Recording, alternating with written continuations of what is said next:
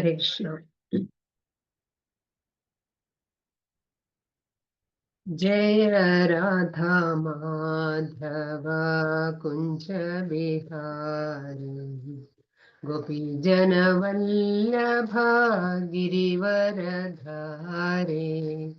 ജയ രാധാ മാധവ കുഞ്ച ബിഹാരി ഗോപീജന വല്ലഭ ഗിരിവരധാരേ. യശോദനന്ദന വ്രജ ജനരഞ്ജന യമുന തിരവനചാരി. യശോദനന്ദന വ്രജ ജനരഞ്ജന യമുന തിരവനചാരി. ജയ രാധാ മാധവ കുഞ്ച ബിഹാരി ഗോപീജന വല്ലഭ ഗിരിവരധാരി. ഹരേ കൃഷ്ണ കൃഷ്ണ കൃഷ്ണ ഹരേ ഹരേ, ഹരേ രാം രാം രാം ഹരേ ഹരേ. ഹരേ കൃഷ്ണ കൃഷ്ണ കൃഷ്ണ ഹരേ ഹരേ, ഹരേ രാം രാം ഹരേ ഹരേ. ഹരേ കൃഷ്ണ കൃഷ്ണ കൃഷ്ണ ഹരേ ഹരേ, ഹരേ രാം രാം രാം ഹരേ ഹരേ. ഹരേ കൃഷ്ണ കൃഷ്ണ കൃഷ്ണ ഹരേ ഹരേ, ഹരേ രാം രാം രാം ഹരേ. ജയ രാധാ മാധവ രാധാ മാധവ രാധേ. ജയ രാധാ ശ്യാമ സുന്ദര രാധാ ശ്യാമ സുന്ദര രാധേ. ജയ ഗൗരനിതായ ഗൗരനിതായ ഗൗരനിതായ. ജയ ഗൗരനിതായ നിതായ ഗൗര. ഹരി ബോൽ ഹരി ബോൽ ഹരി ബോൽ നിതായ ഗൗര ഹരി ബോൽ. ജയ ജയ പ്രഭുപാദ് പ്രഭുപാദ് പ്രഭുപാദ്. ജയ ജയ പ്രഭുപാദ്. ജയ ജയ ഗുരുദേവ് ഗുരുദേവ് ഗുരുദേവ്. ജയ ജയ ഗുരുദേവ്.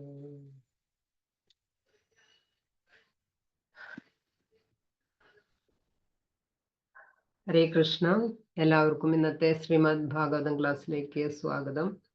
എല്ലാ ഭക്തരുടെയും പാദങ്ങളിലും എൻ്റെ വിനീതമായ പ്രണാമം. ഹരേ കൃഷ്ണ.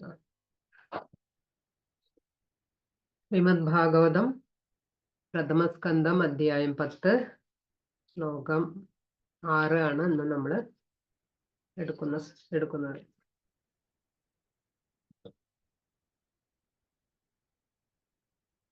ഓം നമോ ഭഗവതേ വാസുദേവായ.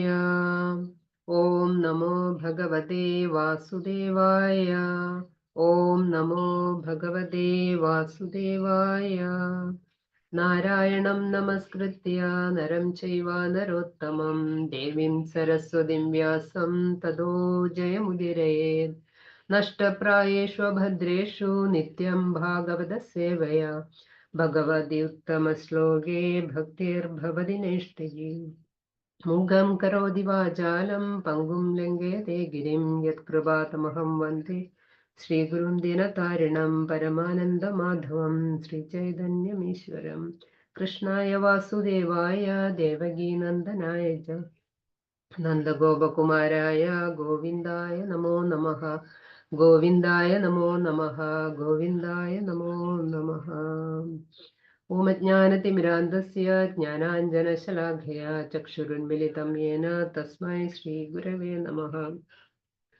ശ്രീചൈതന്യമനോഭീഷ്ടം സ്ഥാപിതം യേന ഭൂതലേ സ്വയം രൂപകഥാ മഹ്യം ദദാതി സ്വപദാന്തികം. വന്ദേഹം ശ്രീഗുരുൻ ശ്രീയുതാപദകമലം ശ്രീഗുരുൻ വൈഷ്ണവാംശ്ച ശ്രീരൂപം സാഗ്രജാതം സഹഗണ രഘുനാഥാന്വിതം തം സജീവം സാദ്വൈതം സാവധൂതം പരിജനാസഹിതം കൃഷ്ണ ചൈതന്യദേവം ശ്രീരാധാകൃഷ്ണപാദാൻ സഹഗണലളിതാ ശ്രീവിശാഖാന്യുതാംശ്ച ഹേ കൃഷ്ണ കരുണാ സിന്ധോ ദീനബന്ധോ ജഗത്പദേ ഗോപേശ ഗോപികാകാന്ത രാധാകാന്ത നമോസ്തുതേ തപ്തകാഞ്ചന ഗൗരാംഗീ രാധേ വൃന്ദാവനേശ്വരി വൃഷഭാനുസുതേ ദേവി പ്രണമാമി ഹരിപ്രിയേ വാഞ്ചാകൽപതരുഭ്യശ്ച കൃപാ സിന്ധുഭ്യ ഏവ ച പതിതാനാം പാവനേഭ്യോ വൈഷ്ണവേഭ്യോ നമോ നമഃ.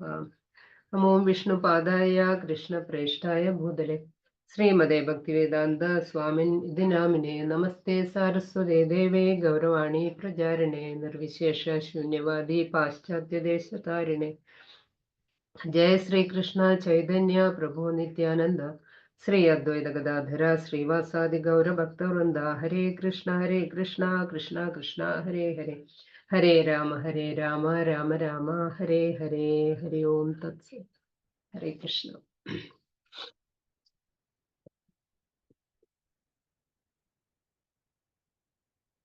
ശ്ലോകം വായിക്കാം. നാഥയോ വ്യാധയ ക്ലേശ ദൈവഭൂതാത്മഹേതവ അജാതശത്രാവഭവൻ ജന്തുനാം രാജ്ഞി കർഹിചിത്. നാഥയോ വ്യാധയ ക്ലേശ ദൈവഭൂതാത്മഹേതവ അജാതശത്രാവഭവൻ ജന്തുനാം രാജ്ഞി കർഹിചിത്. നാഥയോ വ്യാധയ ക്ലേശ ദൈവഭൂതാത്മഹേതവ അജാതശത്രാവഭവൻ ജന്തുനാം രാജ്ഞി കർഹിചിത്. ഹരേ കൃഷ്ണ. ആരെങ്കിലും ഒന്ന് രണ്ട് പേര് ശ്ലോകം വായിക്കാം. കൃഷ്ണ. ഓം നമോ ഭഗവതേ വാസുദേവായ. ഓം നമോ ഭഗവതേ വാസുദേവായ. ഓം നമോ ഭഗവതേ വാസുദേവായ. നാഥയോ വ്യാധയ ക്ലേശ ദൈവഭൂതാത്മഹേതവ അജാതശത്രാവഭവൻ ജന്തൂനാം രാജ്ഞി കർഹിചിത്. ഹരേ കൃഷ്ണ. ഹരേ കൃഷ്ണ മാതാജി.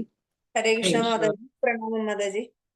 നാഥയോ വ്യാധയ ക്ലേശ ദൈവഭൂതാത്മഹേതവഃ അജാതശത്രാവഭവൻ ജന്തുനാം രാജ്ഞി കർഹിചിത്. ഹരേ കൃഷ്ണ. ഹരേ കൃഷ്ണ. Thank you Mataji. പദാർത്ഥം ന ഒരിക്കലും, ആധയ ആശങ്കകൾ, വ്യാധയ വ്യാധികൾ, ക്ലേശ അത്യുഷ്ണവും അതിശൈത്യവും ഹേതുവാകയാലുളവായ ബുദ്ധിമുട്ട്, ദൈവഭൂത ആത്മാ സർവം ശരീരം നിമിത്തവും, പ്രകൃത്യാതീതമായ ശക്തിയാലും മറ്റ് ജീവാത്മാക്കൾ നിമിത്തവുമാകുന്നു. ഹേതവ ഹേതുവാകയാൽ, അജാതശത്രൗ ശത്രുരഹിതനായവന്, അഭവാൻ സംഭവിച്ചു, ജന്തുനാം ജീവാത്മാക്കളുടെ, രാജ്ഞി രാജാവിന്, കർഹിചിത് ഏതു സമയത്തും. വിവർത്തനം ഭാവാർത്ഥം ബൈ ശ്രീല പ്രഭുപാദ് കി ജയ്. വിവർത്തനം: രാജാവിന് ശത്രുക്കളാരും ഇല്ലാത്തതിനാൽ ജീവാത്മാക്കൾക്ക് ഒരു കാലത്തും മാനസിക ദുഃഖത്താലോ രോഗത്താലോ അഥവാ അത്യുഷ്ണത്താലോ അതിശൈത്യത്താലോ ബുദ്ധിമുട്ട് അനുഭവപ്പെട്ടിരുന്നില്ല. ഭാവാർത്ഥം ആർക്കെങ്കിലും വായിക്കാം? ഹരേ കൃഷ്ണ. വായിക്കട്ടെ മാതാജി? വായിച്ചോളൂ. ഹരേ കൃഷ്ണ. ഭാവാർത്ഥം ബൈ ശ്രീല പ്രഭുപാദ് കി ജയ്. മനുഷ്യർക്ക് അഹിംസാമൂർത്തിയായും പാവപ്പെട്ട മൃഗങ്ങൾക്ക് അന്തകനുമായിരിക്കുക എന്നത് സാത്താന്റെ തത്വശാസ്ത്രമാകുന്നു. ഈ യുഗത്തിൽ മനുഷ്യർ മൃഗങ്ങളോട് ശത്രുതാപരമായി പെരുമാറുന്നതിനാൽ അവർ സദാ ആശങ്കാകുലരാണ്. മൃഗങ്ങൾ അനുഭവിക്കുന്ന പ്രത്യാഘാതങ്ങൾ മാനവ സമൂഹത്തിനും അടിച്ചേൽപ്പിക്കപ്പെടുന്നു. ആകയാലാണ് വ്യക്തികൾ തമ്മിൽ ഒറ്റയ്ക്കും കൂട്ടായും രാഷ്ട്രപരമായും സദാ തീവ്രയുദ്ധത്തിന്റെ പ്രവണത കാണപ്പെടുന്നത്.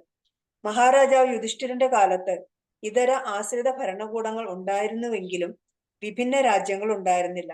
സമ്പൂർണ്ണ ലോകവും സംയുക്തമായിരുന്നു. മാത്രവുമല്ല, യുധിഷ്ഠിര രാജാവിനെ പോലെ ഉന്നത രാജാവായിരുന്നു പരമാധികാരി. ആകയാൽ എല്ലാ നിവാസികളും ആശങ്ക, അത്യുഷ്ണം, അതിശൈത്യം എന്നിവയിൽ നിന്നും പരിരക്ഷിക്കപ്പെട്ടിരുന്നു. അവർ സാമ്പത്തികപരമായി ഐശ്വര്യമുള്ളവരായിരുന്നു എന്ന് മാത്രമല്ല, ശാരീരിക സൗഖ്യമുള്ളവരും പ്രകൃതി ദുരന്തങ്ങളാലും മറ്റു ജീവാത്മാക്കളിൽ നിന്ന ശത്രുതയാലും ശാരീരികവും മാനസികവുമായ വ്യഥകളാലും ബുദ്ധിമുട്ടിയിരുന്നുമില്ല. ഒരു മോശം രാജാവ് രാജ്യത്തെ നശിപ്പിക്കുന്നുവെന്നും ചീത്ത കുടുംബിനി കുടുംബത്തെ നശിപ്പിക്കുന്നുവെന്നും ഒരു ചൊല്ല് ബംഗാളിലുണ്ട്. ഈ സത്യം ഇവിടെയും ബാധകമാണ്. രാജാവ് ധർമ്മിഷ്ഠനും ദൈവഭയമുള്ളവനും സന്യാസിമാരെ അനുസരിക്കുന്നവനുമാകയാൽ അദ്ദേഹം ആരുടെയും ശത്രുവായിരുന്നില്ല. തന്നിമിത്തം ഭഗവാന്റെ അംശീകരിച്ച പ്രതിനിധി എന്ന നിലയ്ക്ക് ഭഗവാനാൽ സംരക്ഷിക്കപ്പെടുകയും ചെയ്തിരുന്നു. അപ്രകാരം രാജാവിന്റെ സംരക്ഷണത്തിലുള്ള പ്രജകളൊക്കെ ഭഗവാന്റെ ആധികാരിക പ്രതിനിധികളുടെയും നേരിട്ടുള്ള സംരക്ഷണത്തിലായിരുന്നു. ഒരാൾ ധർമ്മിഷ്ഠനും ഭഗവാനാൽ അംഗീകരിക്കപ്പെടാത്തവനുമല്ലാത്ത പക്ഷം തന്റെ സംരക്ഷണത്തിൽ കീഴിലുള്ളവരെ സന്തോഷവാന്മാരാക്കാൻ അവന് കഴിയുന്നില്ല. മനുഷ്യനും ദൈവവും തമ്മിലും മനുഷ്യനും പ്രകൃതിയും തമ്മിലുള്ള പൂർണ്ണ സഹകരണമുണ്ടെന്ന് മാത്രമല്ല, മനുഷ്യനും ഈശ്വരനും തമ്മിലും മനുഷ്യനും പ്രകൃതിയും തമ്മിലുള്ള ഈ സഹകരണ അവബോധം മഹാരാജാവ് യുധിഷ്ഠിരൻ മാതൃക കാട്ടിത്തന്നതുപോലെ ഈ ലോകത്തിൽ സന്തോഷം, സമാധാനം, സമൃദ്ധി എന്നിവ കൊണ്ടുവരുന്നു. ഇന്നത്തെ നാട്ടുനടപ്പായ പരസ്പര ചൂഷണം ചെയ്യുന്ന മനോഭാവം ദുരിതം വരുത്തും. ഹരേ കൃഷ്ണ. ശില പ്രഭുപാദ് കി ജയ്. Thank you Mataji. Hare Krishna. Thank you Mataji. അപ്പോ നമുക്കറിയാം ഈ അധ്യായം എന്താണ്? ദ്വാരകയിലേക്ക് ശ്രീകൃഷ്ണ ഭഗവാന്റെ പ്രയാണം അല്ലെ. കുരുക്ഷേത്ര യുദ്ധമൊക്കെ കഴിഞ്ഞിട്ട് പാണ്ഡവർക്ക് രാജ്യഭരണമൊക്കെ തിരിച്ച് ഏൽപ്പിച്ച് ഭഗവാൻ ദ്വാരകയിലേക്ക് പോകുന്നതായിട്ടാണ് ഈ അധ്യായം. അപ്പൊ അതിന്റെ തുടക്കം തന്നെ യുധിഷ്ഠിര മഹാരാജാവിന്റെ ഭരണ സമയത്ത് എങ്ങനെയായിരുന്നു അദ്ദേഹത്തിന്റെ രാജ്യം ഉണ്ടായിരുന്നത്, അദ്ദേഹത്തിന്റെ രാജ്യത്തിലുണ്ടായിരുന്ന സമൃദ്ധിയും ഐശ്വര്യവും പ്രജകളുടെ സന്തോഷവും എല്ലാം അതിനെക്കുറിച്ചാണ് 6 വരെയുള്ള ശ്ലോകങ്ങളിൽ പറയുന്നത്. അപ്പോ ഈ അദ്ദേഹത്തിന്റെ തുടക്കത്തിൽ എന്താണ് ശൗനക ഋഷി ചോദിക്കുന്നു, എന്താണ് അധർമ്മികളും അക്രമികളും ഒക്കെ ആയിട്ടുള്ള കൗരവരെയും അവരുടെ കൂട്ടാളികളെയൊക്കെ വധിച്ച ശേഷം ധർമ്മിഷ്ഠരായ വ്യക്തികളിൽ വെച്ച് ഏറ്റവും ശ്രേഷ്ഠനായിട്ടുള്ള ഉത്തമനായിട്ടുള്ള അല്ലെ ധർമ്മ ഭൃത്യാം വരിഷ്ഠ എന്ന് പറയുന്നുണ്ട്. അങ്ങനെയുള്ള യുധിഷ്ഠിര മഹാരാജാവ് എങ്ങനെയാണ് തന്റെ സഹോദരന്മാരുടെ സഹായത്തോടെ രാജ്യം ഭരിച്ചത്? അപ്പോൾ അദ്ദേഹം പറയാണ്, തീർച്ചയായും അദ്ദേഹത്തിന് ഒരിക്കലും ആ രാജ്യം ആസ്വദിച്ച് ഭരിക്കാനോ അല്ലെങ്കിൽ ആനന്ദിക്കാനോ കഴിഞ്ഞിട്ടുണ്ടാവില്ല എന്നുള്ളത് കൂടി ശൗനക ഋഷി പറയുന്നുണ്ട്. അപ്പം എന്താണ് ഈ യുദ്ധം ശരിക്കും പറയുകയാണെന്നുണ്ടെങ്കിൽ എന്താണ് ശ്രീകൃഷ്ണ ഭഗവാന്റെ നിർദ്ദേശം അനുസരിച്ച് അല്ലെ, ഭഗവാന്റെ ഹിതത്തിന് വേണ്ടിയാണ് പാണ്ഡവര് യുദ്ധം ചെയ്തതും അങ്ങനെ ഭഗവാന്റെ സഹായത്തോടു കൂടി തന്നെ ആ യുദ്ധത്തിൽ അവർ വിജയിക്കുകയും ചെയ്തു. പക്ഷെ യുധിഷ്ഠിരന് വളരെയധികം വിഷമമുണ്ടായി. കാരണം ഇവരുടെ എല്ലാം ഈ മരണത്തിന് ഉത്തരവാദി താനാണല്ലോ എന്നുള്ള ഒരു കുറ്റബോധം അദ്ദേഹത്തിനുണ്ടായിരുന്നു. കാരണം കുറച്ചു പേരൊന്നല്ല, കുരുക്ഷേത്ര യുദ്ധത്തില് ഏകദേശം 64 കോടി ജനങ്ങളാണ് വധിക്കപ്പെട്ടത് അല്ലെ. അപ്പൊ അത്രയും രാജാക്കന്മാരും സൈന്യങ്ങളും ഒക്കെയാണ് ഈ യുദ്ധത്തിൽ കൊല്ലപ്പെട്ടത്. അപ്പോ ഇവരുടെയും പിന്നെ അതല്ല അവരുടെ മരണശേഷം ഇവരുടെ ബന്ധുക്കള് അല്ല അവരുടെ ദുഃഖങ്ങള്, അപ്പൊ അതിനെല്ലാം ഉത്തരവാദി താനാണ് എന്നുള്ള ആ ഒരു ചിന്ത യുധിഷ്ഠിര മഹാരാജാവിനുണ്ടായിരുന്നു. അപ്പൊ അതുകൊണ്ട് തന്നെ അദ്ദേഹം വളരെയധികം വിഷമത്തിലായിരുന്നു. ഒരിക്കലും അദ്ദേഹത്തിന് രാജ്യം തിരിച്ചു കിട്ടി ചക്രവർത്തിയായി അതിൻ്റെതായിട്ടുള്ള ഒരു സന്തോഷമൊന്നും അദ്ദേഹത്തിന് ഉണ്ടായിരുന്നില്ല. അപ്പോ പക്ഷെ എന്താണ് അദ്ദേഹത്തിന്റെ വിഷമം ശ്രീകൃഷ്ണ ഭഗവാൻ ഒരുപാട് അദ്ദേഹത്തെ പറഞ്ഞു കൊടുക്കും.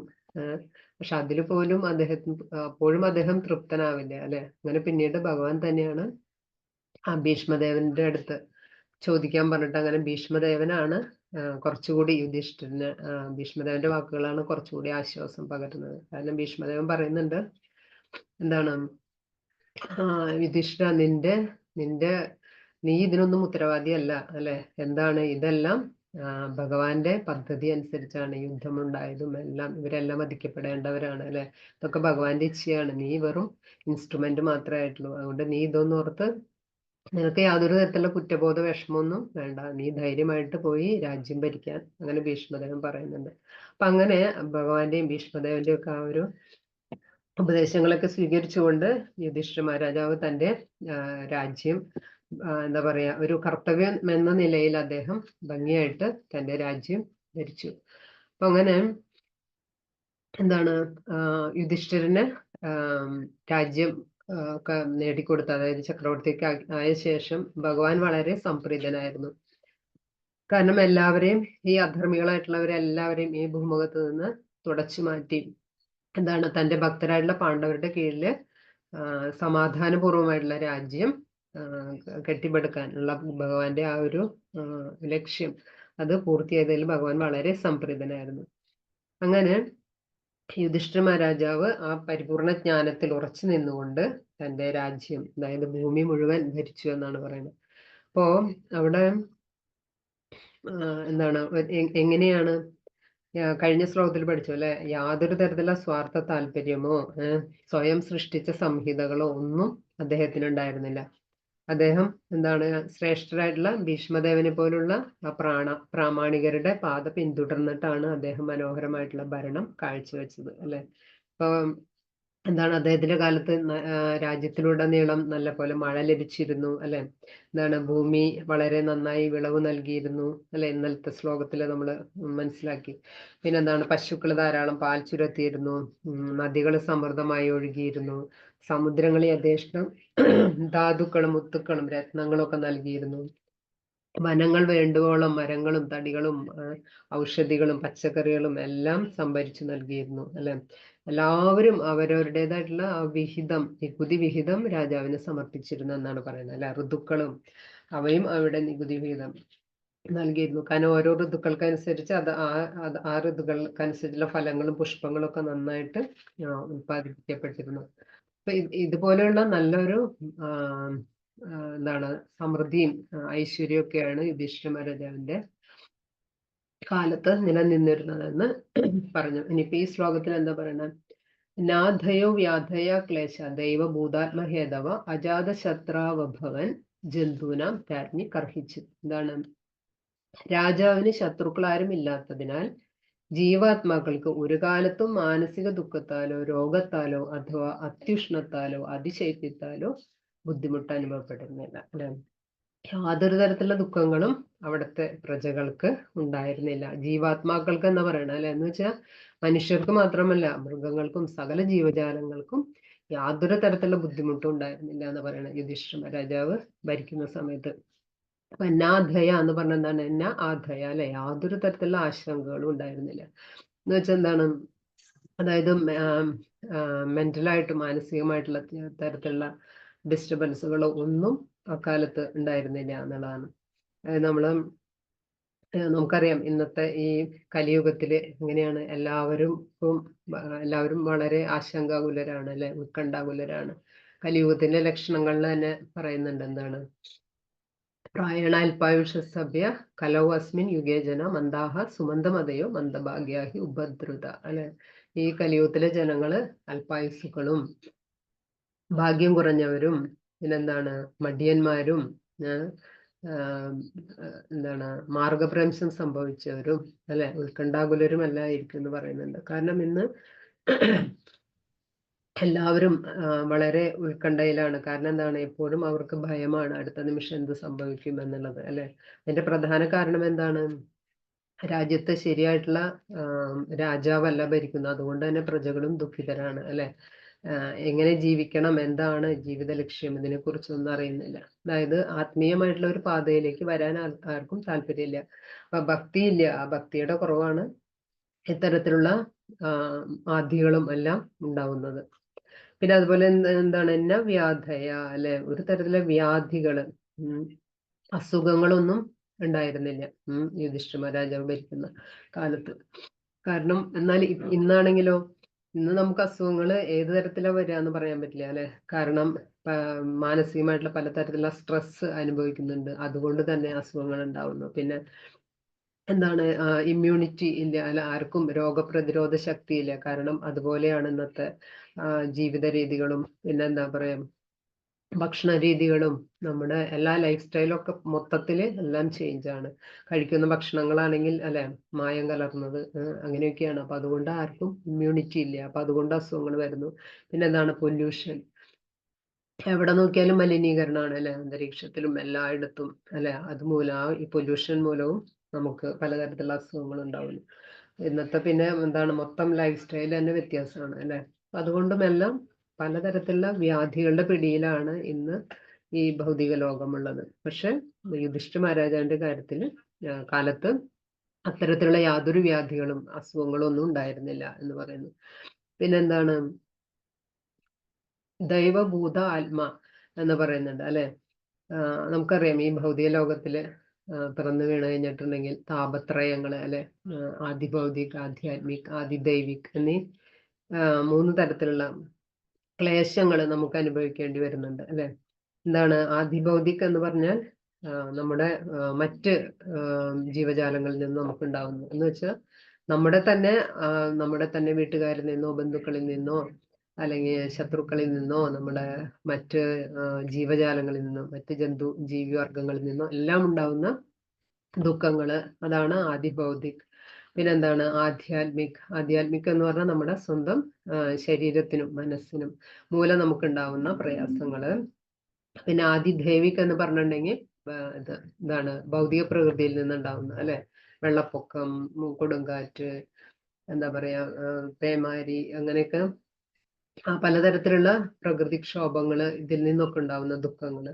അപ്പൊ ഇങ്ങനെ ഈ തരത്തിലുള്ള 3 തരത്തിലുള്ള ക്ലേശങ്ങള് ഈ ഭൗതിക ലോകത്തില് ഉള്ളതാണ്. പക്ഷെ ഇത്തരം താപത്രയങ്ങളൊന്നും യുധിഷ്ഠിര മഹാരാജാവ് ഭരിക്കുന്ന സമയത്ത് അദ്ദേഹത്തിന്റെ രാജ്യത്ത് ഇതൊന്നും അനുഭവപ്പെട്ടിരുന്നില്ല എന്നാ പറയുന്നത്. അപ്പോ ഒരു രാജാവ് ശരിയായിട്ട് ഭരണം നടത്തണമെങ്കിൽ അല്ലെ, അദ്ദേഹത്തിന് എന്തെല്ലാം ക്വാളിറ്റീസ് ഉണ്ടായിരിക്കണം എന്നിവിടെ പറയുന്നുണ്ട്.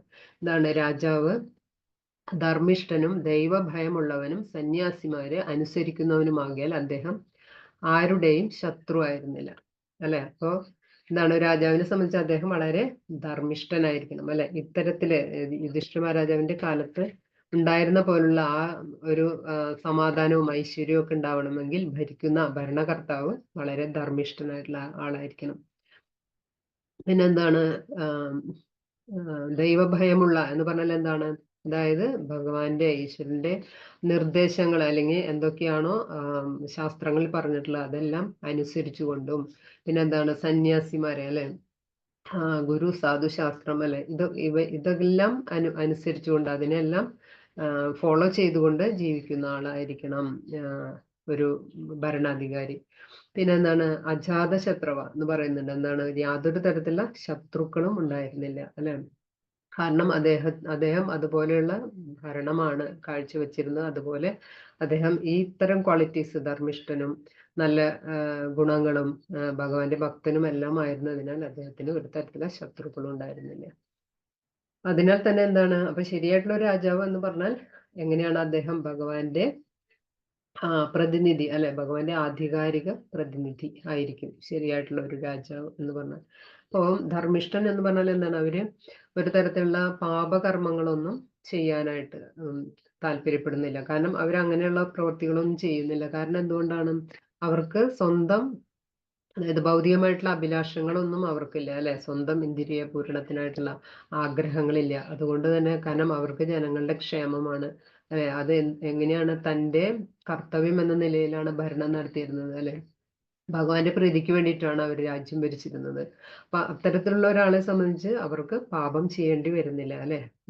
ഇന്നിപ്പോ എങ്ങനെയാണെന്ന് എല്ലാവരും സ്വാർത്ഥ താല്പര്യങ്ങൾക്ക് വേണ്ടിയിട്ടാണ് അല്ലെ ഭരണം നടത്തുന്നത്. എല്ലാവർക്കും എന്താ പറയാ, സ്വന്തം പോക്കറ്റ് വീർപ്പിക്കണം എന്നുള്ളതാണ് ഇന്നത്തെ ഭരണാധികാരികളുടെ ഒക്കെ ലക്ഷ്യം. അതിനുവേണ്ടി അവര് ഏത് തരത്തിലുള്ള അഴിമതിയോ അക്രമങ്ങളോ അല്ലെ എന്ത് ചെയ്യാനും അവർക്ക് മടിയില്ല എന്നുള്ളതാണ്. അപ്പോ അതായത് സ്വന്തം ഇന്ദ്രിയങ്ങളെ നിയന്ത്രിക്കാനുള്ള ഒരു കഴിവൊന്നും ഒരു ഭരണാധികാരിക്ക് ഇല്ലായിരുന്നു. പക്ഷെ പണ്ട് കാലത്ത് അങ്ങനെയായിരുന്നില്ല. യുധിഷ്ഠിരനും പരീക്ഷിത് മഹാരാജാവ് അല്ലെ, അത്തരത്തിലുള്ള ഒരുപാട് നമുക്ക് ശ്രീമദ് ഭാഗവതം എടുക്കുകയാണെങ്കിൽ പല രാജാക്കന്മാരെ നമുക്ക് കാണാം. അവർക്ക് എപ്പോ വേണമെങ്കിലും എല്ലാം ഉപേക്ഷിച്ച് പോകാനുള്ള ആ ഒരു താല്പര്യം ഉണ്ടായിരുന്നു. എന്താണ്? ഭരത മഹാരാജാവ്, അംഗ മഹാരാജാവ് അല്ലെ, പൃഥു മഹാരാജാവ്, അങ്ങനെ എല്ലാവരും വളരെ ധർമ്മിഷ്ഠരായിട്ടുള്ള രാജാക്കന്മാരായിരുന്നു. പിന്നെ എന്താണ്, ഇനി എങ്ങനെയാണ് ഭഗവാന്റെ അതുപോലെ തന്നെ ദൈവഭയമുള്ള എന്ന് പറഞ്ഞു അല്ലെ, ഭഗവാന്റെ നിർദ്ദേശങ്ങൾ അനുസരിച്ച്, അതായത് ശാസ്ത്രങ്ങൾ അനുസരിച്ചുകൊണ്ട് വേണം ഭരണം നടത്താനായിട്ടും. എന്തുകൊണ്ടാണ് ഭഗവാൻ നമുക്ക് ഭഗവത്ഗീത എല്ലാം ഉപദേശിച്ചിട്ടുണ്ട് അല്ലെ. അപ്പൊ ഭഗവത്ഗീതയിൽ പറയുന്ന പ്രകാരം, അതായത് ശാസ്ത്രങ്ങളെ കുറിച്ചുള്ള ജ്ഞാനം വേണം അല്ലെ.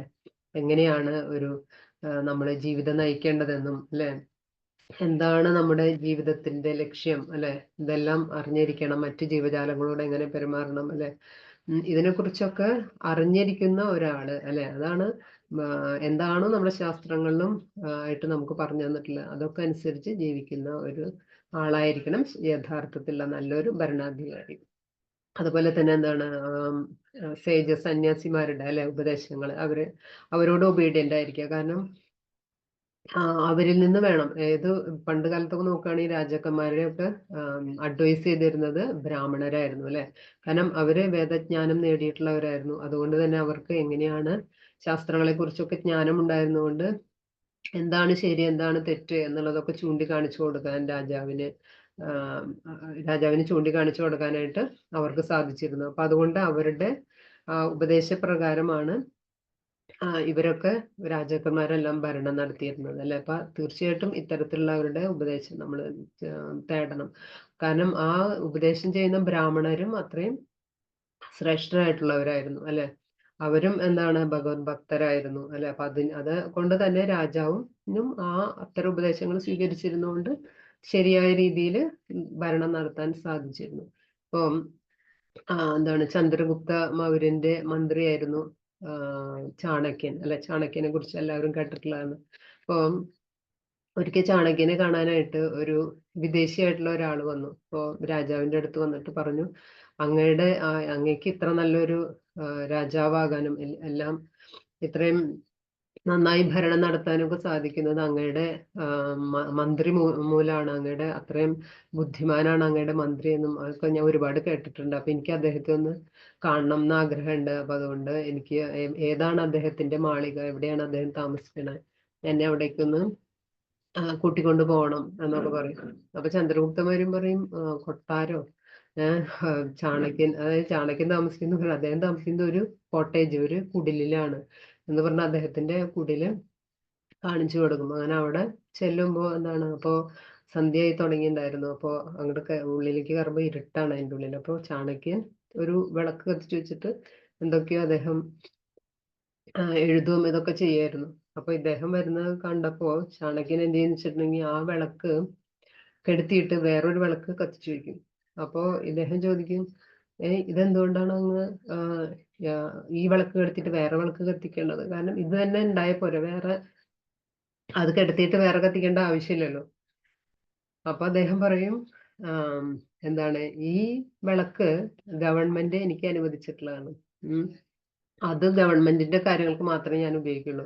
ഇനി നിങ്ങളായിട്ട് ഞാൻ സംസാരിക്കാൻ പോണത് എന്റെ പേഴ്സണൽ ആവശ്യമാണ്. അതിന് ഗവൺമെന്റിൻ്റെതായിട്ടുള്ള ഒന്നും ഞാൻ ഉപയോഗിക്കില്ല എന്ന് പറഞ്ഞു. അതുകൊണ്ടാണ് അദ്ദേഹത്തിന്റെ സ്വന്തം വിളക്ക് അദ്ദേഹം കത്തിച്ചത്. അപ്പം അത്രയും ചെറിയ കാര്യങ്ങൾക്ക് പോലും അവർക്കും എന്താ പറയാ ആഗ്രഹം, ആസക്തി ഒന്നും ഉണ്ടായിരുന്നില്ല. അപ്പൊ അതുപോലെയുള്ള ബ്രാഹ്മണ ശ്രേഷ്ഠരായിരുന്നു രാജാക്കന്മാർക്കെല്ലാം ഉപദേശം നൽകിയിരുന്നത്. അപ്പം ഇത്തരത്തിലുള്ള സേജസിന്റെ ഒക്കെ അവരെ അനുസരിച്ചുകൊണ്ട് ഭരണം നടത്തിയിരുന്നത് കൊണ്ടും നല്ലൊരു ഭരണം കാഴ്ചവെക്കാനായിട്ട് അന്ന് രാജാക്കന്മാർക്ക് കഴിഞ്ഞിരുന്നു.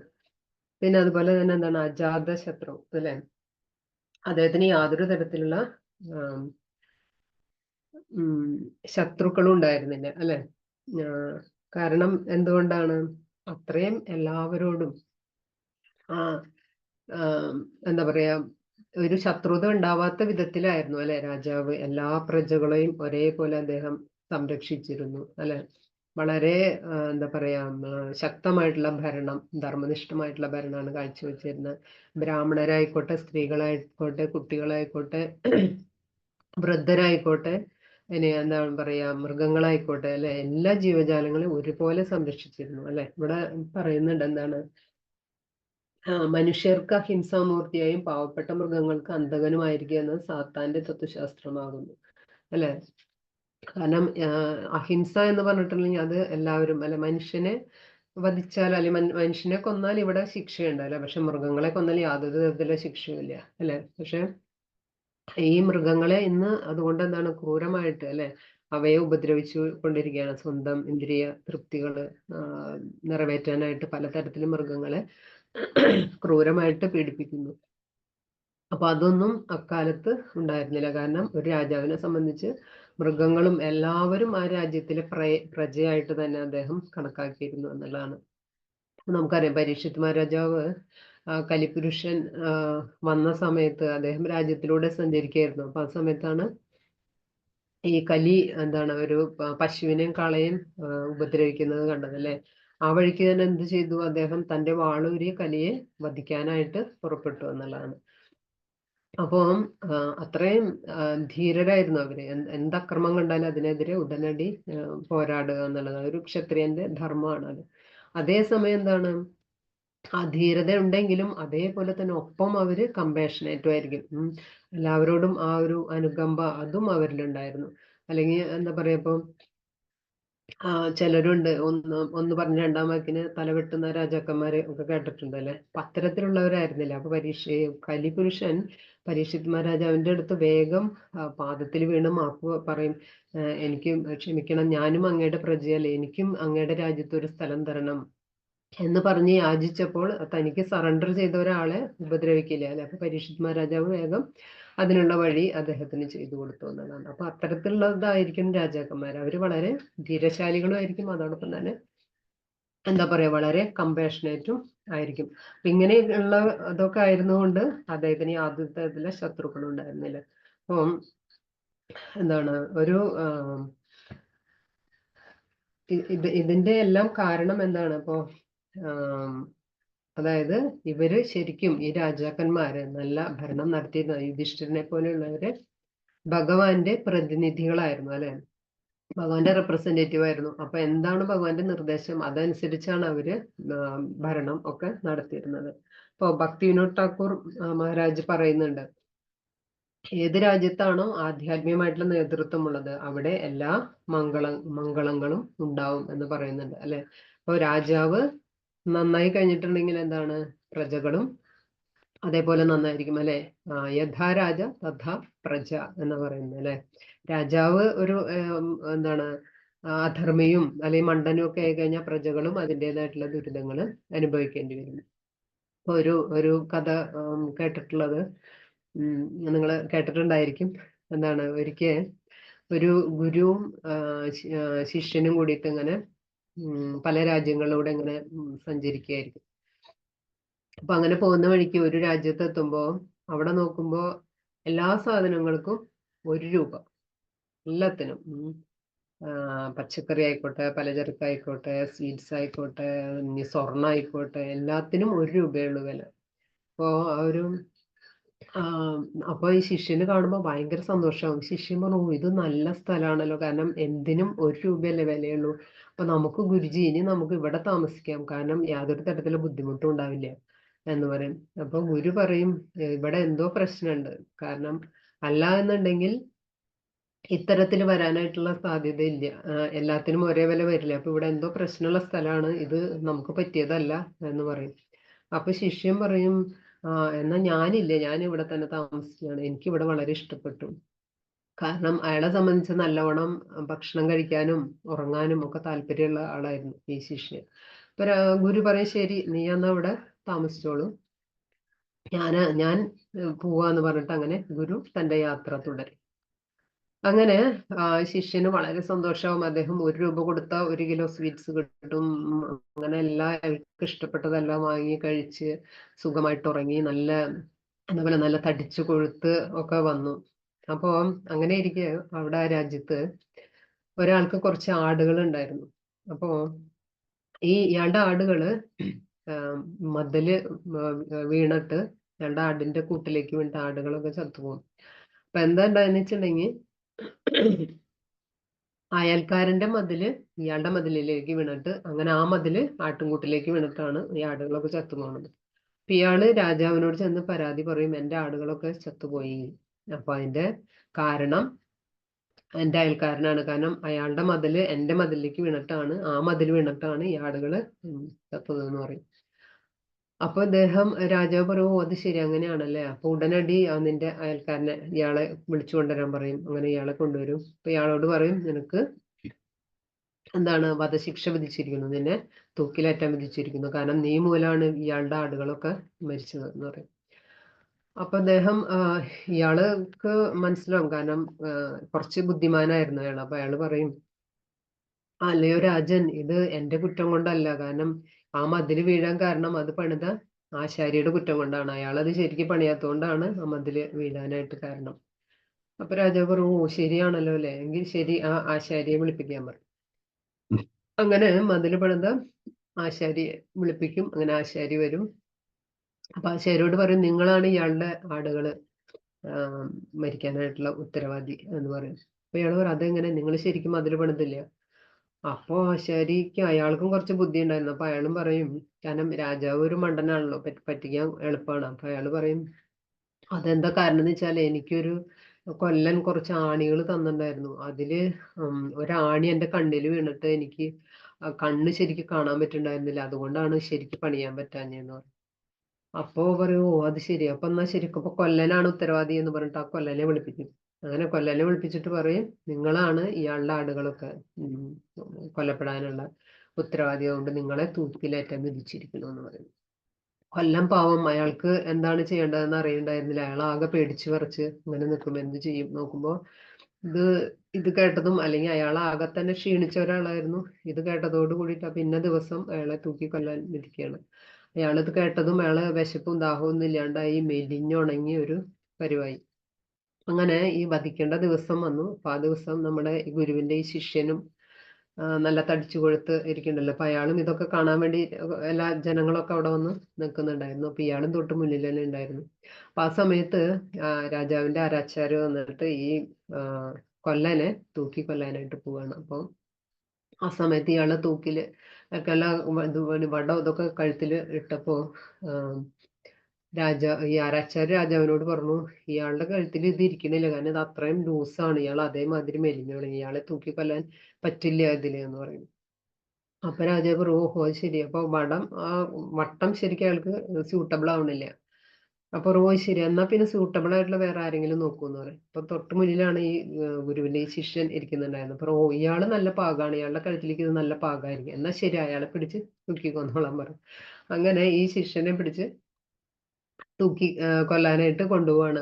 അപ്പൊ ആ സമയത്ത് നമ്മുടെ ഗുരു എന്ത് ചെയ്യുന്ന വെച്ചിട്ടുണ്ടെങ്കിൽ, കുറച്ച് നാളുകളായി അപ്പൊ ഈ ശിഷ്യൻ എങ്ങനെയാണ് അയാളുടെ സാധനങ്ങളൊക്കെ ശരിക്കും ചെയ്യുന്നുണ്ടോ, എങ്ങനെയാണ് അയാൾ അവിടെ ജീവിക്കണതെന്നൊക്കെ അറിയാനായിട്ട് അവിടേക്ക് വരികയാണ്. അപ്പോഴാണ് ഈ സംഭവങ്ങളൊക്കെ അറിഞ്ഞ് ഗുരുവും അവിടെ എത്തുന്നത്. അപ്പൊ ഇത് നടക്കുന്ന സമയത്ത് ഗുരു അവിടെ ഉണ്ടായിരിക്കും. അപ്പൊ അദ്ദേഹത്തിന് മനസ്സിലാവും, കാരണം തന്റെ ശിഷ്യൻ ആപത്തിലാണെന്ന്. അപ്പൊ ശിഷ്യനെ രക്ഷിക്കുക എന്നുള്ളത് ഗുരുവിന്റെ കടമയാണല്ലോ. അപ്പൊ അദ്ദേഹം പറയും, രാജാവെ അയാളെ തൂക്കിക്കൊല്ലരുത്, അയാൾക്ക് പകരം എന്നെ തൂക്കിക്കൊല്ലണം എന്ന് പറയും. അതെന്തിനാ നിങ്ങളെ കൊല്ലണത്? അപ്പോ ഈ ഗുരു പറയും, ഈ മുഹൂർത്തം മരിക്കാനായിട്ട് നല്ല മുഹൂർത്തമാണ്. ഈ മുഹൂർത്തത്തിൽ മരിച്ചാൽ പിന്നെ അടുത്ത ജന്മം ഈ എന്താ പറയാ പ്രപഞ്ചത്തിന്റെ മുഴുവനും രാജാവാകാനുള്ള സാധ്യതയുണ്ട്. അതുകൊണ്ട് ഈ മുഹൂർത്തത്തിൽ മരിക്കണം നല്ലതാണ്. അതുകൊണ്ട് എന്നെ കൊന്നോളൂ, കാരണം ഞാൻ അപ്പൊ ഈ പ്രപഞ്ചത്തിന് മുഴുവൻ രാജാവാകുമല്ലോ എന്ന് പറയും. അത് കേൾക്കുമ്പോ രാജാവ് പറയും, ഓഹോ അത് ശരി, നിങ്ങൾ വളരെ സൂത്രശാലിയാണല്ലോ, നിങ്ങൾക്ക് ഇത്തരം ബുദ്ധിയൊക്കെ ഉണ്ടല്ലോ, അത് ശരി, അപ്പൊ വേണ്ട, നിങ്ങളെ കൊല്ലാൻ ഞാൻ സമ്മതിക്കില്ല, എന്നെ തന്നെ തൂക്കിക്കൊല്ലാൻ പറയും, കാരണം എനിക്കാവണം ഈ പ്രപഞ്ചത്തിന്റെ മുഴുവൻ രാജാവ് എന്ന് പറഞ്ഞുകൊണ്ട് ഇയാളെ രാജാവിനെ തന്നെ സ്വയം അയാളുടെ സമ്മതപ്രകാരം അയാളെ തന്നെ തൂക്കിക്കൊല്ലും. അപ്പോ എന്താണ് ഇത്തരത്തിലുള്ള രാജാക്കന്മാര് അല്ലെ ഉണ്ട്. അപ്പൊ ഇതേപോലെയാണ് എന്താണ് എങ്ങനെയാണ് ഒരു രാജ്യം നയിക്കേണ്ടത് എന്ന് ഒരു ഭരണാധികാരിക്ക് അറിഞ്ഞില്ല എന്നുണ്ടെങ്കിൽ എന്താണ് അതിന്റെ കഷ്ടതകളും വിഷമങ്ങളും ഒക്കെ എന്താണ് പ്രജകളും അനുഭവിക്കേണ്ടി വരും അല്ലെ. അപ്പോ എന്താ പറയാ, ഇന്ന് കാലത്ത് നമുക്കറിയാം ഇതിലും കഷ്ടമായിട്ടുള്ളവരാണ് അല്ലെ ഭരിക്കുന്നത്. യാതൊരു തരത്തിലുള്ള ജ്ഞാനവും ഇല്ല, അല്ല എന്തും ചെയ്യാനും മടിയില്ല, കംപ്ലീറ്റ് അവരുടെ സ്വാർത്ഥത മാത്രമേ ഉള്ളൂ, ജനങ്ങളുടെ ക്ഷേമം അവർക്ക് നോക്കേണ്ട ആവശ്യമില്ല അല്ലെ. ഇത്തരത്തിലാണ് ഇന്നത്തെ ഭരണാധികാരികൾ ഈ കലിയുഗത്തില്. അപ്പോ എന്താണ് ഇവിടെ യുധിഷ്ഠിര മഹാരാജാവിന് എന്തുകൊണ്ടാണ് ഇത്രയ്ക്കും നല്ല ഭരണം കാഴ്ചവെക്കാനും എല്ലാം സാധിച്ചത് എന്ന് വെച്ചിട്ടുണ്ടെങ്കിൽ, അദ്ദേഹം അതായത് ധീരനായിരുന്നു അല്ലെ. ഭഗവാന്റെ ഭക്തരെ പൊതുവെ പറയും ധീര എന്ന് പറയില്ലേ. ഭഗവത്ഗീതയിൽ പല സ്ഥലത്തും ഭഗവാൻ ധീര എന്നുള്ള വാക്ക് ഉപയോഗിച്ചിട്ടുണ്ട്, നമുക്കറിയാം അല്ലെ. ദേഹിനോസ്മിൻ യഥാ ദേഹേ കൗമാരം യൗവനം ജര തഥാ ദേഹാന്തര പ്രാപ്തിർ ധീരസ്തത്ര മുഖ്യതി അല്ലെ. ഇതിനെ കുറിച്ചെല്ലാം എന്താ പറയാ, നമ്മള് ജനിക്കുന്നതും നമ്മൾ വരുന്ന മാറ്റവും ആത്മാവ് വേറെ ശരീരം സ്വീകരിക്കുന്നു, ഇതൊക്കെ അറിയുന്നവനെ ധീരൻ എന്ന് പറയുന്നു. അപ്പൊ ഇത്തരത്തിലുള്ള ഒരു ആത്മീയ വ്യക്തി അല്ലെ എന്താണ് ഭഗവാന്റെ പരിശുദ്ധ ഭക്തന് അദ്ദേഹത്തെ ഒരു ധീരനായിട്ട് പറയുന്നു അല്ലെ. ഒരു ധീരന് എന്താണ് എല്ലാവർക്കും പ്രിയങ്കരനായിട്ട് യാതൊരു ശത്രുക്കളില്ലാതെ ഇരിക്കാൻ സാധിക്കും. കാരണം എല്ലാവർക്കും അദ്ദേഹം പ്രിയങ്കരനായിരിക്കും. നമ്മുടെ എന്താണ് ഷഡ് ഗോസ്വാമി അഷ്ടകത്തില് അല്ലെ ആദ്യത്തെ 2 വരിയിൽ തന്നെ പറയുന്നുണ്ട് അല്ലെ. എന്താണ് ധീര ജനപ്രിയവും പ്രിയകരവും നിർമ്മത്സരവും പൂജിതവും എന്ന് പറയുന്നുണ്ട് അല്ലെ. അതായത് ഭഗവാന്റെ ഭഗവത് പ്രേമത്തിന്റെ സാഗരമായിരുന്നു അല്ലെ ഷഡ് ഗോസ്വാമിമാര്. അപ്പൊ അവർക്ക് എന്താണ് ആരോടും മത്സര ബുദ്ധി ഇല്ലാതിരുന്നു.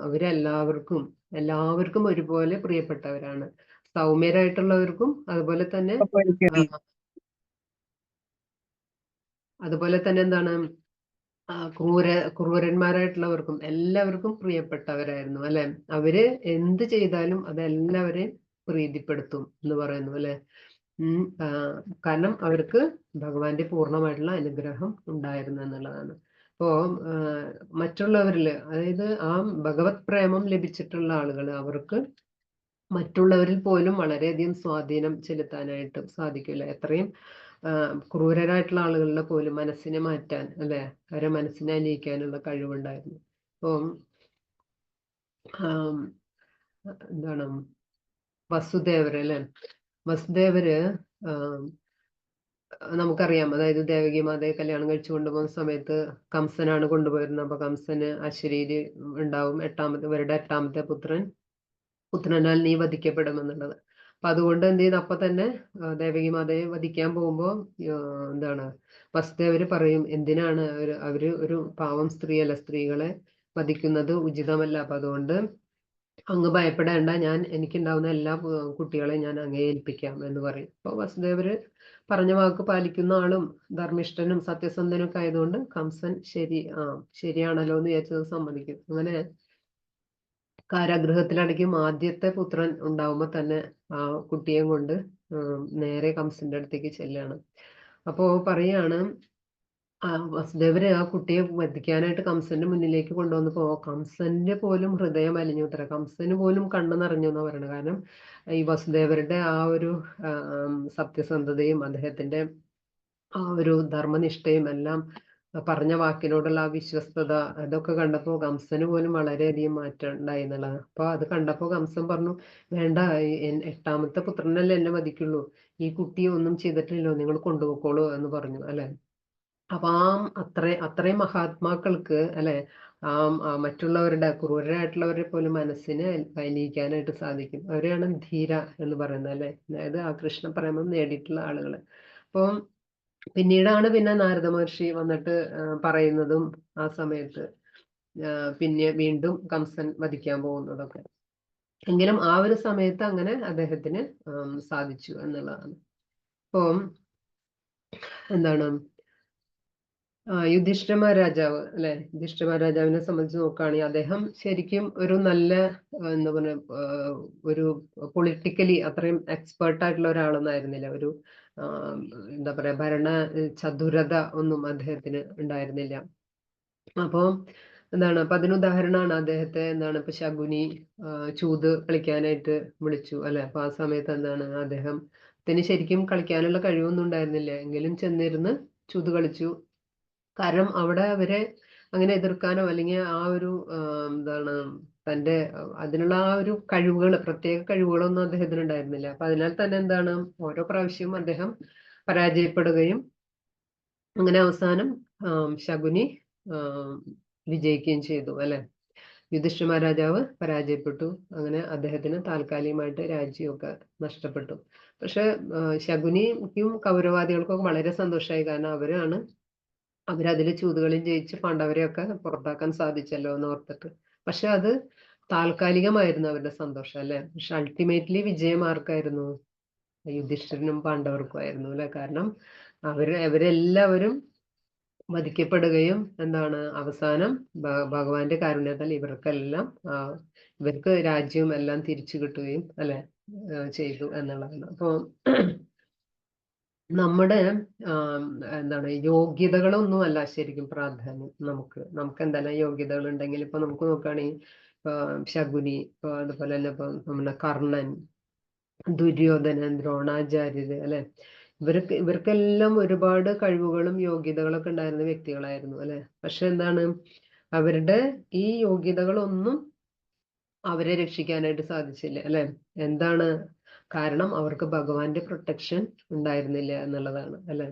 എന്നാൽ പാണ്ഡവർക്ക് എന്താണ്, യുധിഷ്ഠിര മഹാരാജാവിന് ഈ പല യോഗ്യതകളുടെ കുറവുണ്ടായിരുന്നെങ്കിലും അദ്ദേഹത്തിന് അതൊന്നും ഒരു കുറവായിരുന്നില്ല. കാരണം എന്തുകൊണ്ടാണ്? എപ്പോഴും ഭഗവാന്റെ പ്രൊട്ടക്ഷൻ അവർക്കുണ്ടായിരുന്നു അല്ലെ. അതുകൊണ്ട് എല്ലാത്തിലും അന്തിമ വിജയം അവർക്ക് തന്നെയായിരുന്നു എന്നുള്ളതാണ്. അപ്പോ നമ്മള് എന്താ പറയാ, നമുക്ക് പല കാര്യത്തിലും ചിലപ്പോൾ നമുക്ക് കഴിവുകളോ യോഗ്യതകളോ ഒന്നും ഇല്ലായിരിക്കാം. പക്ഷെ എന്താണ്, അത് അതിലൊന്നും അല്ല കാര്യം അല്ലെ. എത്രത്തോളം നമ്മൾ ഭഗവാനെ ആശ്രയിക്കുന്നു എന്നുള്ളതിലാണ്. പാണ്ഡവരങ്ങനെയാണ്, എല്ലാ കാര്യത്തിലും അവർ ഭഗവാനെ ആശ്രയിച്ചിരുന്നു. അതുകൊണ്ട് തന്നെ ഭഗവാൻ എപ്പോഴും അവരുടെ കൂടെ ഉണ്ടായിരുന്നു, എപ്പോഴും അവരെ സംരക്ഷിച്ചിരുന്നു അല്ലെ. ഏതാപത്തിലും അവരോടൊപ്പം ഭഗവാൻ ഉണ്ടായിരുന്നു എന്നുള്ളതാണ് അവരുടെ സർവ്വ വിജയങ്ങൾക്കും കാരണം അല്ലെ. അപ്പോ ഭഗവാൻ പറയുന്നുണ്ട് എന്താണ്, ഏ യഥാമം പ്രപദ്യന്തെ താംസ്തദൈവ ഭജാമ്യഹം അല്ലെ. നിങ്ങൾ എത്രത്തിലാണോ എന്നെ ആശ്രയിക്കുന്നത് അതിനനുസരിച്ചാണ് ഞാൻ നിങ്ങളോട് റെസ്പോണ്ട് ചെയ്യുക എന്നുള്ളത്. അപ്പൊ നമ്മള് എന്താ പറയാ, ഭഗവാനുള്ള ആ ഒരു ശരണാഗതി അല്ലെ, എത്രത്തോളം നമ്മൾ ശരണാഗതി അടയുന്നു അത്രത്തോളം ഭഗവാന്റെ ആ ഒരു സ്നേഹവും പ്രൊട്ടക്ഷനും ഒക്കെ നമുക്ക് ലഭിക്കും. അപ്പോ ഈ ശരണാഗതിയില് ഉള്ള ഏറ്റവും നല്ല എന്താ പറയാ പ്രതീകങ്ങളാണ് നമ്മുടെ യുധിഷ്ഠിരനും പാണ്ഡവരും എല്ലാം അല്ലെ. അവർ അതേപോലെയാണ് ഭഗവാന്റെ അടുത്ത് അവര് ശരണാഗതി അടഞ്ഞിരുന്നത്. അപ്പം ഇങ്ങനെ എന്താ പറയാ, അപ്പൊ ഭഗവാന്റെ ഭക്തരാവുക അല്ലെ, ഭഗവാനെ ആശ്രയിച്ച് ജീവിക്കുക, അതാണ് ഏറ്റവും പ്രധാനം. അങ്ങനെയുള്ളവർക്ക് എന്താണ്, എല്ലാ കാര്യങ്ങളും ഭഗവാന്റെ അനുഗ്രഹം, ബ്ലെസ്സിങ്സ് അവർക്ക് ഉണ്ടാവും. അതുകൊണ്ട് എന്താണ്, അത്തരത്തിലുള്ള ഭരണാധികൾ ഭരിക്കുമ്പോൾ എന്താണ്, പ്രകൃതിയും എല്ലാം അതിനനുസരിച്ച് കോപ്പറേറ്റ് ചെയ്യും. ഭഗവാൻ പറയുന്നുണ്ട് എന്താണ്, മയ്യധ്യക്ഷേണ പ്രകൃതി സൂയതേ സചരാചരം അല്ലെ. ഭഗവാന്റെ കൺട്രോളിലാണ് എല്ലാം പ്രവർത്തിക്കുന്നത്. അപ്പൊ എല്ലാവരുടെയും ഭഗവാൻ സംപ്രീതനായി കഴിഞ്ഞാൽ കൃഷ്ണ തുഷ്ടേ ജഗത് തുഷ്ട അല്ലെ. ലോകം മുഴുവൻ എല്ലാവരും സംപ്രീതരാകും അല്ലെ. നമ്മള് ഓരോരോ ദേവന്മാർക്ക് വേണ്ടി യജ്ഞങ്ങളൊന്നും ചെയ്യേണ്ട ആവശ്യമില്ല. കാരണം എല്ലാവരും ഭഗവാനെ സംപ്രീതനാക്കി അവരെല്ലാം തൃപ്തരായിക്കോളും. അപ്പൊ അതുകൊണ്ട് അത്തരത്തിലുള്ളവരുടെ രാജ്യത്ത് എല്ലാ കാര്യങ്ങളും ഭംഗിയായിട്ടുണ്ടായിരിക്കും. അവിടെ അതിശൈത്യം ഉണ്ടാവുന്നില്ല, അത്യുഷ്ണം ഉണ്ടാവുന്നില്ല, പേമാരി ഉണ്ടാവുന്നില്ല അല്ലെ. ഇന്ന് പക്ഷെ ഇതെല്ലാം നേരെ തിരിച്ചാണ്. കാരണം ഇന്നത്തെ ഭരണാധികാരികളുടെ ഗുണമാണ് അതിന് അല്ലെ. അപ്പൊ എല്ലാത്തിന്റെയും ശരിക്കും എല്ലാം, അതായത് ഈ പ്രകൃതിക്ഷോഭങ്ങളും ഇതെല്ലാം ഉണ്ടായിട്ട് ഒരുപാട് പേര്, അതായത് മാസമായിട്ടുള്ള ആളുകള് കൊല്ലപ്പെടുകയും ഇതൊക്കെ ചെയ്യുന്നതിന്റെ ഉത്തരവാദി ശരിക്കും ആ ഭരണകർത്താവാണ്. അതുകൊണ്ടാണ് അങ്ങനെയൊക്കെ നടക്കാനായിട്ടുള്ള കാരണം. കാരണം നല്ലൊരു ഭരണാധികാരി ഭരിക്കുമ്പോ അത്തരത്തിലുള്ള പ്രശ്നങ്ങളൊന്നും ഉണ്ടാവില്ല അല്ലെ. ഒരു രാജാവ് എന്ന് പറഞ്ഞിട്ടുണ്ടെങ്കിൽ തന്റെ പ്രജകളെ എല്ലാ തരത്തിലും എന്താണ് പറയാ, ഫിസിക്കലി മാത്രമല്ല, മെന്റലി മാത്രമല്ല, സ്പിരിച്വലിയും എല്ലാ കാര്യത്തിലും അവരെ പ്രൊട്ടക്ട് ചെയ്യണം. കാരണം അവര് ആധ്യാത്മികമായിട്ട്, യുധിഷ്ഠിര മഹാരാജാവ് അതും പറയുന്നുണ്ടല്ലോ, പരീക്ഷത്തിന്റെ യുധിഷ്ഠിര മഹാരാജന്റെ ഒക്കെ ഭരണകാലത്ത് ആളുകൾക്ക് ആത്മസാക്ഷാത്കാരത്തിലേക്ക് നയിക്കാനുള്ള പാത അല്ലെ, അതിനുള്ള മാർഗങ്ങളും അതിനുള്ള എല്ലാ ഇതുകളും ആ രാജ്യത്ത് അവര് ചെയ്തു കൊടുത്തിരുന്നു അല്ലെ. ഈ ഇവിടെ ഭൗതികമായിട്ട് സുഖിക്കാൻ ഉള്ള അല്ലെങ്കിൽ സന്തോഷവാന്മാരായിട്ടിരിക്കാൻ മാത്രമല്ല, മരണശേഷവും എങ്ങനെ അവർക്ക് ശാശ്വതമായിട്ടുള്ള ആനന്ദം നേടാം എന്നുള്ളതിന് അതിനുള്ള ആധ്യാത്മികമായിട്ടുള്ള കാര്യങ്ങളും എല്ലാം ആ രാജ്യത്ത് രാജാവ് ചെയ്തു കൊടുത്തിരുന്നു എന്നുള്ളതാണ് അല്ലെ. അപ്പൊ ഇത്തരത്തില് ഉള്ളവര് ഭരിക്കുമ്പോൾ യാതൊരു തരത്തിലുള്ള ദുഃഖങ്ങളും വിഷമങ്ങളും ഒന്നും ഉണ്ടായിരിക്കില്ല എന്നുള്ളതാണ്. അപ്പം ശ്രീരാമചന്ദ്ര ഭഗവാൻ ഭരിക്കുന്ന സമയത്ത് ഒരു ബ്രാഹ്മണൻ തന്റെ പുത്രൻ മരിക്കും. അപ്പൊ ആ പുത്രന്റെ ബോഡിയും കൊണ്ട് ഭഗവാന്റെ കൊട്ടാരത്തിലേക്ക് വരുന്നുണ്ട് അല്ലെ. അപ്പൊ അവിടെ വന്നിട്ട് ചോദിക്കുന്നുണ്ട്, അല്ലയോ രാജാവ്, എങ്ങനെയാണ് ഞാൻ ജീവിച്ചിരിക്കുമ്പോൾ എങ്ങനെ എന്റെ പുത്രൻ മരിച്ചു? കാരണം അത് അപമൃത്യുവാണ്. കാരണം അത്തരത്തിലുള്ളതൊന്നും അക്കാലത്ത് ഉണ്ടായിരുന്നില്ല. അപ്പോ നല്ലൊരു രാജാവ് ഭരിക്കുമ്പോൾ, ധർമ്മിഷ്ഠനായിട്ടൊരു രാജാവാണ് രാജ്യം ഭരിക്കണമെന്നുണ്ടെങ്കിൽ ഇത്തരത്തിലുള്ള അപമൃത്യുകളൊന്നും സംഭവിക്കില്ല അല്ലെ. ഇന്നെല്ലാം നേരെ തിരിച്ചാണ് അല്ലെ. ഇന്ന് അതേ ഉള്ളൂ അല്ലെ. എവിടെ നോക്കിയാലും ആക്സിഡൻസും മറ്റു പല കാര്യങ്ങളും അല്ലെ. എന്താ പറയാ, ചെറുപ്പത്തിലും പല പ്രായങ്ങളിലും ഒക്കെയുള്ള ദുർമരണങ്ങളും ഇതൊക്കെയാണ് സംഭവിച്ചുകൊണ്ടിരിക്കുന്നത്. ഇതെല്ലാത്തിനും റെസ്പോൺസിബിൾ ആവുന്നത് ആ രാജ്യത്തെ ഭരണാധികാരികളാണ്. അപ്പോ ഭഗവാൻ ഭഗവാന്റെ അടുത്തേക്ക് ബ്രാഹ്മണൻ കൊണ്ട് ചോദിക്കും ഇത് എങ്ങനെ സംഭവിച്ചു, കാരണം അങ്ങനെ നടക്കാൻ പാടില്ല, കാരണം അങ്ങനെ സംഭവിക്കുന്നുണ്ടെങ്കിൽ ആ രാജാവാണ് അതിന് ഉത്തരവാദി, അപ്പൊ എന്തെങ്കിലും സംതിങ് അവിടെ സംഭവിച്ചിട്ടുണ്ടായിരിക്കും. അപ്പൊ അതുകൊണ്ട് അപ്പൊ ഭഗവാൻ വിചാരിക്കുന്നു ഇതെന്ത് പറ്റി, ഇങ്ങനെ സംഭവിക്കാൻ ഒരു വഴിയില്ലല്ലോ. അപ്പൊ അദ്ദേഹം ഗുരുവായിട്ടുള്ള വസിഷ്ഠ മഹർഷിയുടെ അടുത്ത് ചോദിക്കും. അപ്പൊ അദ്ദേഹം പറയും ഒരു ശൂദ്രൻ എന്താണ് വേദങ്ങൾ പഠിക്കുന്നുണ്ട്, അപ്പൊ അയാൾ എന്തൊക്കെ തപശ്ചര്യകൾ ചെയ്യുന്നുണ്ട്, അതാണ് ഇതിന് കാരണം എന്ന് പറയും. അങ്ങനെ ഭഗവാൻ പോയിട്ട് എന്താണ് ആ ശൂദ്രനെ വധിക്കും, അല്ലെ. കാരണം അക്കാലത്ത് വർണ്ണാശ്രമ ധർമ്മമൊക്കെ ശരിക്കും ഫോളോ ചെയ്തിരുന്നതാണ് ഭഗവാന്റെ കാലത്ത് ത്രേതായുഗത്തില്. അതുകൊണ്ട് ശൂദ്രൻ പഠിക്കാനുള്ള യോഗ്യതയില്ല. അപ്പൊ അഥവാ അത് പഠിച്ചാൽ തന്നെ എന്താണ് അയാളത് ശരിയായ രീതിയിൽ ഉപയോഗിക്കില്ലായിരുന്നു. അയാളുടെ ലക്ഷ്യം അയാളുടെ പേഴ്സണൽ ആയിട്ടുള്ള മോട്ടീവായിരിക്കും. അപ്പൊ അതുകൊണ്ടും കൂടിയാണ് ഭഗവാൻ അപ്രകാരം ചെയ്തത്. ആ ശൂദ്രന്റെ തല വെട്ടിയതും അതേസമയം ആ ബ്രാഹ്മണന്റെ പുത്രൻ ജീവിച്ചു. അയാള് മരിച്ചു കിടന്ന കുട്ടി എഴുന്നേറ്റു എന്നുള്ളതാണ്. അപ്പൊ ഇത്തരത്തിലാണ് എന്താണ് പറയാ, അത്രയും എന്താണ് ആ ഭരണാധികാരിയുടെ ആ ഒരു കഴിവ് എന്ന് പറഞ്ഞാൽ, അദ്ദേഹം അത്രയും ധർമ്മിഷ്ഠനാണെങ്കിൽ ആ രാജ്യത്ത് ഒരു തരത്തിലുള്ള ഇതും ഉണ്ടായിരിക്കില്ല എന്നുള്ളതാണ് നമ്മൾ ഇതിൽ നിന്നൊക്കെ നമുക്ക് മനസ്സിലാക്കാൻ കഴിയുന്നത്, അല്ലെ. ഇത്തരത്തിലുള്ള ഗുണങ്ങള് ഒരു ഭരണാധികാരിക്ക് ഉണ്ടായിരിക്കണം, അല്ലെ. ധർമ്മിഷ്ഠനായിരിക്കണം, എന്താണ് ശാസ്ത്രങ്ങളും സാധു ശാസ്ത്രം അവര് ഫോളോ ചെയ്തിട്ടായിരിക്കണം ഭരണം നടത്തേണ്ടത്, അല്ലെ. ഭഗവാന്റെ പ്രതിനിധിയായിട്ട് വേണം ഭരണം നയിക്കാനായിട്ട്. യാതൊരു തരത്തിലുള്ള സെൽഫിഷ് മോട്ടീവ് ഉണ്ടാവാൻ പാടില്ല. ഇതൊക്കെയാണ് നമുക്ക് എന്താ പറയാ യുധിഷ്ഠിരന്റെ ഈ ഭരണത്തിൽ നിന്ന് നമുക്ക് മനസ്സിലാക്കാനായിട്ട് സാധിക്കുന്നത്, അല്ലെ. ഇതേപോലെ തന്നെയാണ് എന്താണ് എങ്ങനെയാണ് യുധിഷ്ഠിര മഹാരാജാവിന്റെ രാജ്യം ഒരു വളരെ പീസ്ഫുൾ ആയിരുന്നത്, അതേപോലെ തന്നെ നമുക്കും നമ്മുടെ ഗൃഹത്തെയും ഒരു പീസ്ഫുൾ കിങ്ഡം ആക്കി മാറ്റാനായിട്ട് സാധിക്കും, അല്ലെ. ഭഗവാനെ കേന്ദ്രമാക്കി വെച്ചുകൊണ്ട്, അല്ലെ. ഇപ്പൊ നമുക്കറിയാം ഇന്നിപ്പോ ഭരണാധികാരികളെയൊക്കെ മാറ്റുക എന്ന് പറഞ്ഞതൊന്നും നമുക്ക് എളുപ്പം സാധിക്കുന്നതല്ല, അല്ലെ. അപ്പൊ നമുക്ക് നമ്മുടെ ഗൃഹത്തെയെങ്കിലും നമുക്ക് അതുപോലെ കൊണ്ടുപോകാം, അല്ലെ. ഭഗവാനെ കേന്ദ്രമാക്കിക്കൊണ്ട് എല്ലാവരും കൂടി ഒരുമിച്ചിരുന്നിട്ട് ഭാഗവതം ഭഗവത്ഗീത ഗ്രന്ഥങ്ങൾ വായിക്കുക, ഒരുമിച്ചിരുന്ന് സങ്കീർത്തനം ചെയ്യുക, അല്ലെ. നാമജപം ചെയ്യുക, അങ്ങനെ എന്താണ് ഭഗവാന് നിവേദ്യം അർപ്പിക്കുക, അത് പ്രസാദമായിട്ട് സ്വീകരിക്കുക, അല്ലെ. ഇങ്ങനെ ആത്മീയ മൂല്യങ്ങൾ മുൻനിർത്തിക്കൊണ്ട് നമ്മളും നമ്മുടെ ജീവിതം നയിക്കുകയാണെന്നുണ്ടെങ്കിൽ തീർച്ചയായിട്ടും നമുക്ക് നമ്മുടെ ഗൃഹത്തിലും ഇതേപോലെ ശാന്തിയും സമാധാനവും ഐശ്വര്യവും എല്ലാം ഉണ്ടാവും എന്നുള്ളതാണ്. ഹരേ കൃഷ്ണ. ഗ്രന്ഥരാജ് ശ്രീമദ് ഭാഗവതം की जय, प्रभुपाद की जय, श्रील गुरुदेव जय. കൃഷ്ണ. ആർക്കെങ്കിലും എന്തെങ്കിലും സംശയമോ എന്തെങ്കിലും പോയിന്റ്സോ പറയാണ്ടെങ്കിൽ പറയാം അഡീഷണൽ.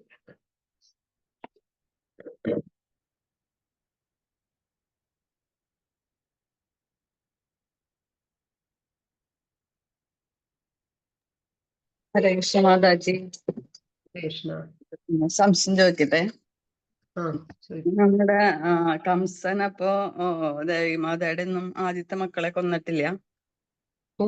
തീർച്ചയായിട്ടും അതല്ല പറഞ്ഞ. പിന്നീട് നാരദ മഹർഷി വന്ന് പറയും, കാരണം അങ്ങനെ പറയാൻ പറ്റില്ലല്ലോ. ഇപ്പൊ 8 പുത്രന്മാരിൽ ആരാണ് ഇതാവുക, പിന്നെ ചിലപ്പോ കൺഫ്യൂഷൻ ആവും, ഇത് 8ാമത്തെ ആണോ 7ാമത്തെ ആണോ എന്നൊക്കെ ഉള്ളത്. അപ്പൊ ഇവരെല്ലാം വധിക്കുക നല്ലതെന്ന് പറയുന്നുണ്ട്. അതിന്റെ പിന്നിൽ എന്താണെന്ന് വെച്ചാൽ അവരൊക്കെ ആ കുട്ടികൾക്കൊക്കെ എന്താ പറയാ ആ കുറച്ച് സമയം ഇവിടെ ഒന്ന് ജനിക്കണം എന്നുള്ള ഒരു ഇതുണ്ടായിരുന്നുള്ളൂ, ഒരു ശാപത്തിന്റെ ഇതാണ്. അപ്പൊ അവർക്ക് ഉടനടി തിരിച്ചു പോകേണ്ടതും കൂടിയാണ്. അപ്പൊ അതാണ് ആ നിയമം. അപ്പോ അവരുടെ വിധി അങ്ങനെയായിരുന്നു. അപ്പൊ അതുകൊണ്ടും കൂടി അതിനെയും കൂടി ഇതാക്കാൻ വേണ്ടിയിട്ടാണ് നാരദ മഹർഷി വന്നിട്ട് കംസനോട് പറയുന്നത്. പിന്നെ 7ാമത്തെ പുത്രനെ ബലരാമനെ രോഹിണിയുടെ ഗർഭത്തിലേക്ക് മാറ്റുന്നതും അങ്ങനെയൊക്കെ വരുമ്പോ കംസന് തന്നെ 8ാമത്തെ കുട്ടി ഏതാന്നുള്ള ഒരു കൺഫ്യൂഷനും ഒക്കെ ഉണ്ടാവാൻ വേണ്ടിയിട്ട് കൂടിയാണ് അത്തരത്തിലൊക്കെ ചെയ്തത്. വധിക്കും കംസൻ, പക്ഷെ ആ സമയത്ത് അത് ചെയ്യില്ല എന്നുള്ളതാണ്. കാരണം അത്രയും വസുദേവരുടെ ആ ഒരു ക്വാളിറ്റി അത് കാണുമ്പോൾ കംസന്റെ പോലും മനസ്സിനെ അലിയിക്കും എന്നാ പറയുന്നത്. ഒരു ഭക്തന് നമുക്ക് പരിശുദ്ധ ഭക്തനാണ്, ഭഗവത് പ്രേമം നേടിയിട്ടുള്ള ഒരാൾക്ക് മറ്റുള്ളവരിലും സ്വാധീനം ചെലുത്താനായിട്ട് ദുഷ്ടരായാലും പറ്റും എന്നുള്ള പറയുന്നത്. Hare Krishna. Thank you Mataji. Hare Krishna. Hare Krishna. Thank you Mataji. പ്രണാമം മാതാജി. വർത്തമാന കാലത്തിനെ കുറിച്ച് വളരെയധികം ചിന്തിപ്പിക്കാനും നമ്മളെ കൊണ്ട് അതിനെ കുറിച്ച് മനസ്സിലാക്കിക്കാനും ഉതകുന്ന വളരെ ഒരു നല്ല ശ്ലോകമാണ് ഇന്ന് വന്നത്. മാതാജി അത് അതെ. വളരെ നന്നായിട്ട് വിശദീകരിക്കുകയും ചെയ്തു. വളരെ നന്നായിരുന്നു മാതാജി. ഹരേ കൃഷ്ണ. താങ്ക് യു ഹരേ മാതാജി. പ്രണാമം കൃഷ്ണ. മാതാജി. ഹരേ കൃഷ്ണ കൃഷ്ണ. നന്ദി മാതാജി പ്രണാമം. ഹരേ കൃഷ്ണ മാതാജി. ഹരേ കൃഷ്ണ. ഹരേ കൃഷ്ണ. ഹരേ കൃഷ്ണ മാതാജി പ്രണാമം. ഹരേ നല്ല കൃഷ്ണ. ശരി മാതാജി. ഹരേ കൃഷ്ണ. മാതാജിയുടെ സ്റ്റോറി ഹരേ കൃഷ്ണ ഹരേ കൃഷ്ണ ഹരേ കൃഷ്ണ മാതാജി. ഹരേ ഹരേ കൃഷ്ണ കൃഷ്ണ. പ്രണാമം. ഹരേ കൃഷ്ണ മാതാജി. ഹരേ കൃഷ്ണ മാതാജി. Thank you Mataji. ഹരേ കൃഷ്ണ. ഹരേ കൃഷ്ണ. ഹരേ കൃഷ്ണ മാതാജി. പ്രണാം മാതാജി. ഹരേ കൃഷ്ണ. ഹരേ കൃഷ്ണ മാതാജി. ഹരേ കൃഷ്ണ. ക്ലോസ് ചെയ്യാം മാതാജി. ഓക്കെ ഹരേ മാതാജി. കൃഷ്ണ. വാഞ്ചകൽപതരുഭ്യശ്ച കൃപാ സിന്ധുഭ്യോ ജപതിദാനം പാവനേഭ്യോ വൈഷ്ണവേഭ്യോ വൈഷ്ണവേഭ്യോ നമോ നമഃ. ആദി की जय श्री गुरुदेव की जय. हरे कृष्णा प्रणाम. हरे कृष्ण.